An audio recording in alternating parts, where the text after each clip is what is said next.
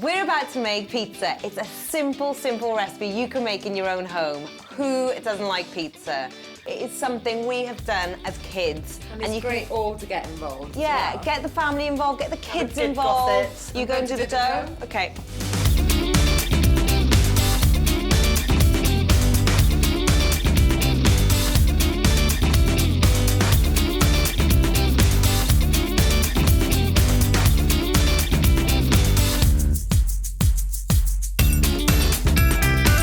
Bit of elbow grease in to knead your dough, and the easiest way I think to do it is by using your palm of your hand. So I kind of work in a rotation where I push it and then fold and twist. But the most important thing is to knead it, not just to mix and combine it and then let it rise. If you put a little bit of time and invest a little bit of time here, long, a couple of minutes, it'll really make a difference. So I'm going to do the passata now, which is essentially the tomato topping. You can make it yourself. All you need is a tin of tomatoes, chopped or whole, and literally, I'm going to blitz these. Some dried herbs. We've got some nice dried oregano. Lovely glug of olive oil. Use extra virgin if you've got it. And our final little secret ingredient is to put a little bit of peperoncino, which is a bit like cayenne pepper, tiniest bit. So that's it, just season it with a bit of salt.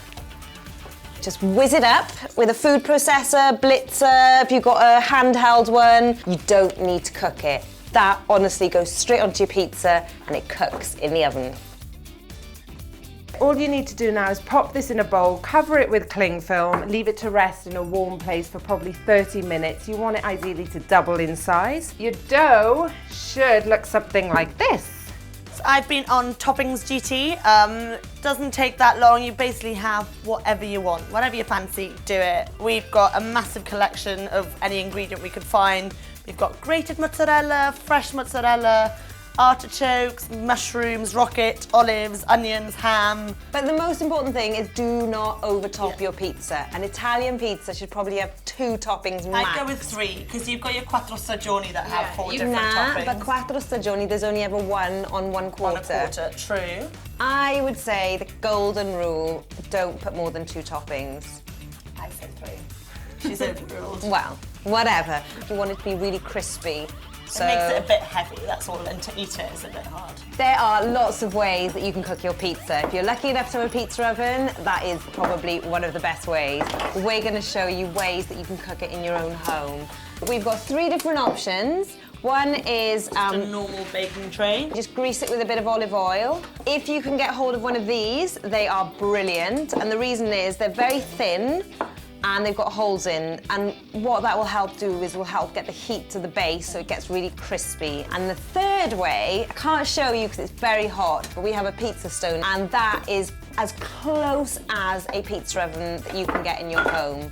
And you place the dough on that, so it almost starts crisping up as soon as it goes on. Temperature of the oven has to be as hot as it can go, which is usually about 250, and they'll cook in about 5 to 10 minutes.